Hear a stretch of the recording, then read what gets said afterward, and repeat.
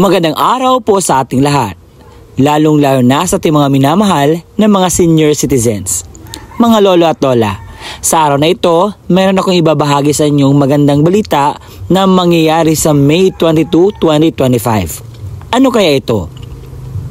Ang mangyayari po sa May 22, 2025 ay may magaganap po na pension release para sa mga qualified senior citizens sa Social Pension for Indigent Pensioners. At sa video po na ito, ipapaalam ko ang mga lugar, ang oras at ang payout venue. Ibibigay ko din ang mga requirements at mga paalala na dapat ninyong gawin sa panahon po ng inyong payout. At ang purpose po ng content na ito ay ipaalam sa lahat po ng mga senior citizens dahil nakabase po sa aking analytics na kinakailangan ko pong magbigay ng mga benefits or mga benepisyo ng ating mga senior citizens na hindi nila alam. Attention sa lahat ng mga senior citizens. Social Pension May 22, 2025 payout schedule. Alamin natin ang buong detalye sa balitang ito. Inaanyayahan kita na tapusin mo ang video nito hanggang sa dulo nang sa gayon makuha mo ang punto ng video kong ito. At sa mga hindi pa nakasubscribe, baka naman yun lamang po ang aking hinihiling at makakaasa kayong maibigay ko ng tama at the best na mga information na inyong mapakinggan dito sa aking YouTube channel. At i-bell notification mo na para maging updated ka sa mga videos na i-upload ko pa dito po sa aking YouTube channel. Kaya naman, hindi na natin pa patagalin ang storyang ito, atin nang ibalita ang magandang balita na dapat mapakinggan ng ating mga senior citizens. Kaya, let's go! Ang una sa ating listahan na may magaganap na Social Pension for Indigent Pensioners payout ay ang probinsya ng Cebu. Sa May 22, 2025, ito yung mga barangay at payout venue at oras po na mga detalye na dapat inyong malaman.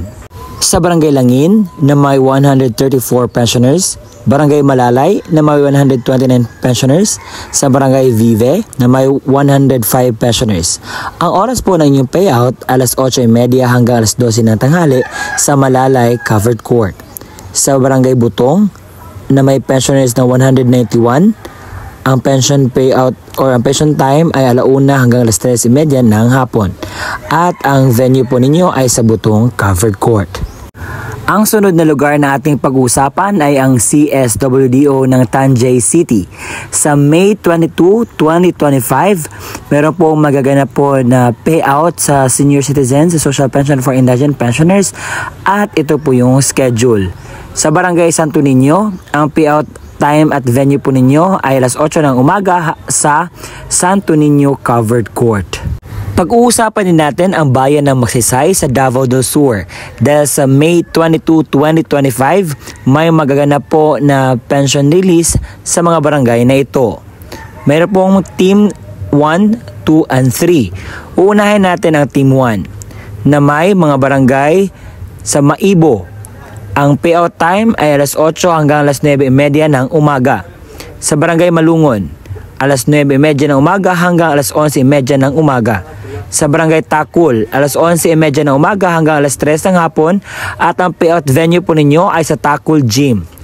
Pag-usapan natin ang Team 2. Ang Barangay New Ilocos, alas 8 hanggang alas 11 ng umaga at Barangay San Isidro, alas 11 ng umaga hanggang alas 3 ng hapon at ang payout venue po ninyo ay sa San Isidro Gym.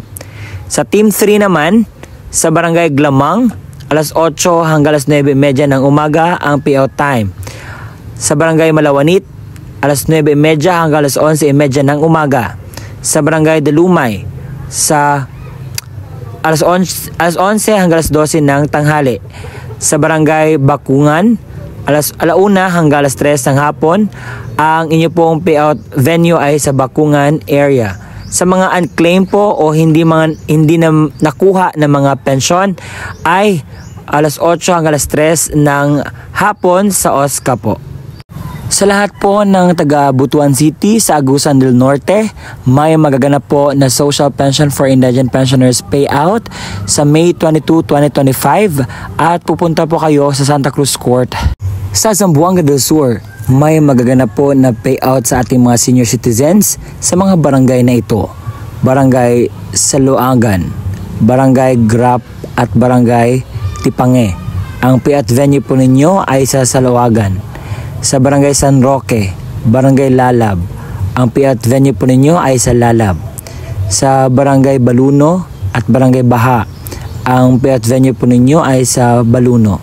Sa Barangay Binuay, Barangay Magahis, Barangay Josefina, ang payout venue po ninyo ay sa Binuay. Sa Barangay Libertad, Barangay Upper Ludyong, Barangay Mercedes, ang inyong pong payout venue ay sa Libertad. Sa Barangay Del Pilar, Pinyan, sa May 22, 2025, alas 2 ng hapon, sa Barangay Covered Court po ang inyong pong payout. Sa Barangay Bive, sa Ronda, Cebu, ito po ang inyong pong schedule. Sa May 22, 2025, alas 8:30 hanggang alas 12 ng tanghali at ang inyong payout venue ay sa Malalay Covered Court. May schedule din ang Barangay Maulanay, Valencia, Negros Oriental sa May 22, 2025 na payout schedule. At ito po ang kumpletong detalye na dapat ninyong malaman patungkol po sa inyo pong payout. Sabi dito, pupunta po kayo sa Kaidyokan Gym. Ang oras po ninyo payout alas 8 hanggang alas 10 ng umaga at hanapin nyo po si assigned personnel sa Maluwanay, si MGIM. Sa LCES Covered Court or Central Covered Court po ang payout venue sa mga barangay na ito na magpipayout sa May 22, 2025. Sa morning, Barangay Chancevilla, Barangay Tuog, Barangay Salvacion, Barangay Datag, Barangay San Jose, Barangay San Agustin at Barangay Villahermosa. Sa hapon naman, Barangay Barubaybay, Barangay Enriqueta, Barangay Kaburihan, Barangay Caragas at Barangay Kataugan. Sa Barangay Baha, Dimataling, Zamboanga del Sur, ito po ang kumpletong detalye. Paalala po sa lahat ng mga senior citizens, sa Mayo 22, 2025, adlaw na po na Huwebes, iyon po ay scheduled na sa inyong second quarter payout sa DSWD Social Pension at Local Pension para sa mga tawag dito, senior citizen at PWD. Sa lahat po ng mga senior citizens sa Barangay Anonang, meron pong payout na magaganap sa May 22, 2025, alas 9 ng umaga at pupunta po kayo sa Anonang Gymnasium. Ang kasunod na lugar na ating pag-uusapan ay ang probinsya ng Leyte sa munisipalidad ng Bato. Ang payout venue po ninyo sa Anahawan Gym at sa mga barangay, ito po yung payout time ninyo. Sa Barangay Katipunan, alas 8:30 hanggang alas 9:30 ng umaga. Sa Barangay Santo Niño, alas 9:31 hanggang alas 10 ng umaga. Sa Barangay Plaridel, alas 10:01 hanggang alas 10:30 ng umaga. Sa Barangay Himamaa, alas 10:31 hanggang alas 11:30. Sa Barangay Buli, alas 1 hanggang alas 3 ng hapon. Sa Barangay Osmeña, alas 8 hanggang alas 10. Sa Barangay Anahawan, whole day po. Pangalawang payout venue ay sa Tabunok Gym at ang Barangay Tabunok, whole day po ang inyo pong pension release. Sa Barangay Bato, sa Bato Gym, ang pangatlong tawag dito, payout venue sa mga barangay na ito. Sa Barangay Bago, alas 8:30 hanggang alas 9:30 ng umaga. Barangay Revilla, alas 9:30 hanggang alas 10:30 ng umaga. Sa Barangay Cebuana, alas 8:30 hanggang alas 9:30 ng umaga. Sa Barangay Aliejos, alas 10:30 hanggang alas 11:30 ng umaga. Sa Barangay Imilda, alas 8:30 hanggang alas 9:30 ng umaga. Sa Barangay Liberty, alas 9:30 hanggang alas 10:30 ng umaga. Sa afternoon naman, sa Barangay Iniguihan, ala 1 hanggang alas 3 ng hapon. At sa Barangay Guerrero, ala 1 hanggang alas 3 ng hapon. Kasali rin sa magpe-pension release ang Barangay Uno Maon sa Butuan City at ito po yung kumpletong detalye na dapat malaman sa mga lolo at lola natin dyan sa Butuan. Ito po ang post or patunay sa sinasabi ko. Sa May 22, 2025, alas 8:30 hanggang 1:00 ng hapon, sa Barangay 1 Maon Covered Court po ang inyo pong payout release. Sa Barangay Saray, may magaganap din na social pension payout sa May 22, 2025 at ito po yung patunay sa sinasabi ko. Sa alas 8 ng umaga magsisimula at pupunta po kayo sa Barangay Saray Gymnasium. Sa MSWDO sa LGU ng Sagay, sa May 22, 2025, alas 8 hanggang alas 12 ng tanghali sa Sagay Municipal Gymnasium. Ang mga residents po ay sa Barangay Bugang, Mayana, Baknit, Bunbon at saka Poblasyon. Sa Butuan City, sa May 22, 2025, may magaganap po na pension release sa mga barangay na ito. Sa Barangay Pangabugan, Barangay Match, Barangay Raha, Sulaiman, Barangay Agad, Barangay Golden Ribbon, Barangay Danquias, Barangay Tungaw, Barangay MG Santos, Barangay San Mateo, Barangay Manila di Bugabus, Barangay Dulag, Barangay Amparo, Barangay Bitos at Barangay San Vicente. Sa Barangay Tungaw, sa May 22, 2025, ang inyo pong oras ng payout alas 8:30 ng umaga sa Tungaw Covered Court po kayo pupunta. Sa Barangay Villa Verde sa Iligan City, may magaganap po na pension release sa May 22, 2025, alas 8 ng umaga at pupunta po kayo sa Barangay Villa Verde sa gymnasium po. Panghuli sa ating listahan ay ang City Government of Baguio. So sa May 22, 2025, meron po tayong mga barangay na magpi-payout at naka-Unit 2, Unit 1 at saka Unit 3. Unahin natin na pag-uusapan ang Unit 2. Alas 8 ng umaga ang payout sa District 12 sa Atok Trail, Kias, Luacan at 11 AM naman ang payout sa Apugan, Luacan Liwanag, Luacan Proper, PMA Fort del Pilar. Alas 11 ng umaga din ang District 2 sa Barangay Cabinet Hill, T-Camp, DPS at 3 PM naman ang District 2 din sa Engineer Hill, Marcoville, Greenwater.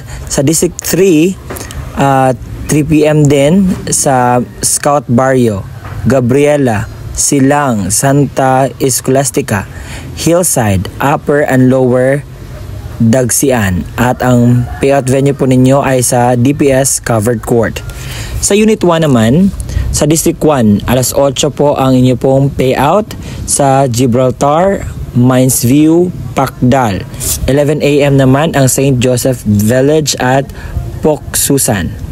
Sa District 11, ang payout venue po ninyo sa Luwalhati Covered Court, alas 11 ng umaga sa Country Club Village, Happy Hollow, Luknab, Luwalhati Compound, Outlook and South Drive. Sa District 20, alas 3 po ng hapon ang inyong payout sa Holy Ghost Extension, Holy Ghost Proper, Manuel Rojas, Honeymoon Holy Ghost at saka Imelda Village. Sa Luwalhati Covered Court po ang new venue. Sa Unit 3, sa District 14, sa CSWDO Unit 3 Office Bakakeng, alas 8 hanggang alas 12 ng tanghali. At sa wakas, naibigay ko na rin ang mga lugar, oras at saka payout venue para sa inyo pong pension payout na magaganap sa May 22, 2025. And medyo masakit yung ngalangala ko. Pero let's go pa rin. At sa mga nagtatanong, sa mga hindi pa nakasali na lugar dito sa aking vlog, so ang pwede nyo pong gawin ay pumunta po sa pinakamalapit na barangay sa inyo at alamin po ang update. Kasi may person in charge po dyan na nakalaan po para pagtanungan natin sa update sa Social Pension for Indigent Pensioners. At sa mga kinakailangan po ng mga requirements, akin po yung sasabihin dito sa aking vlog. Kaya naman, pakatutukan. May mga paalala na dapat nating alamin bago tayo pumunta sa lugar kung saan may magaganap na pension release. Una na dyan ay magdala kayo na sarili niyong ballpen, inumin, pamaypay at alkohol. Pangalawa, kumain at uminom ng gamot kung kinakailangan bago pumunta sa payout upang maiwasan ang pagkahilo. Pangatlo, pumunta lamang sa venue sa itinakdang oras at araw. Pang-apat, magdala ng kumpletong set ng dokumento. 5. Maging mahinahon at sumunod sa mga aluntuntunin para sa maayos na payout. Ang kulang na dokumento ay hindi iproproseso. Ngayon, ipapakita ko sa inyong screen ang mga requirements or dokumento na dapat dalhin sa pag-payout po. Ito po ay ilagay ninyo, isulat ninyo, screenshot ninyo nang sa gayon meron kayong basis or basihan kung ano yung mga dapat ninyong i-prepare sa pagpunta sa lugar kung saan may payout. Nakita ninyo sa inyong screen ang social pension requirements. Senior citizen pensioner. Kinakailangan magdala ng original ng OSCA ID. Pangalawa, kopya ng senior citizen ID na may 3 lagda o thumb mark sa hindi na makapirma. Kung ang kukuha ng pensyon ay representative ng senior citizen, ang 4 po na dokumento ay dapat nilang dalhin. Una, original at kopya ng ID ng senior citizen na may 3 lagda o thumb mark sa hindi po makapirma. Pangalawa, original at kopya ng valid ID ng representative. Kinakailangan government issued ID lamang na may 3 lagda o thumb mark sa hindi na makapirma. Pangatlo, sulat pahintulot or authorization letter mula sa senior na mayroong pirma, thumb mark at naayon sa format mula sa DSWD. Ang format na iyon ay makukuha po ninyo sa inyong barangay. Pang-4, kopya ng litrato ng senior citizen na kasama ang representative na may hawak na updated na newspaper. Kung ang kukuha naman ay representative ng namayapang senyor, ito ang 3 dokumento na dapat ninyong i-ready. Una, original o kopya ng ID ng senior o certificate of membership mula sa OSCA kapag wala na itong OSCA ID na photocopy. Pangalawa, original at photocopy ng government issued ID ng representative. Pangatlo, original na kopya ng death certificate. Kinakailangan naka-certified true copy. Paunawa, ang mga namayapang pensioner ay makakatanggap lamang ng kanilang pensyon depende sa quarter kung kailan yumao alinsunod sa alintuntunin mula sa DSWD. 2 original na dokumento po ang dapat dadalhin. And congratulations sa mga lugar na na-mention ko na mag-payout bukas April 8, 2025. Hanggang dito lamang po, ako po si Ruel Mendoza Tanyo, ang inyong lingkod. Maraming salamat sa panonood at maraming salamat sa palagi ang pagsuporta ng aking journey dito sa YouTube. Bye-bye and see you again next time sa aking susunod na i-upload. Para maging updated ka, i-bell notification mo na. Bye-bye! At sa hindi pa nakasubscribe ng aking YouTube channel, huwag magdalawang isip na i-hit ang subscribe button para sa susunod na aking vlog ay mayroon ma-update sa iyo notification patungkol sa mga bagong upload ko. Nasanay sapat ang mga impormasyon na aking naibigay sa inyo patungkol po sa magaganap na pension release sa May 22, 2025. At sa lahat po ng mga makakatanggap or kwalipikadong mga senior citizens, congratulations po sa inyo dahil mayroon na po kayong ayuda galing po sa ating gobyerno. At sa mga hindi pa po kita ng video na ito, pwede niyo pong i-share sa inyong mga kilala.